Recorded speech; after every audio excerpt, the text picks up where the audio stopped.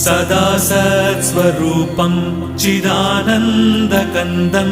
जगत्सम्भवस्थानसंहारहेतुं स्वभक्तेच्छया मानुषं दर्शयन्तं नमामीश्वरं सद्गुरुं साईनाथं नमामीश्वरं सद्गुरुं साईनाथं भवध्वान्तविध्वंसमार्ताण्डमीड्यं मनोवागतीतं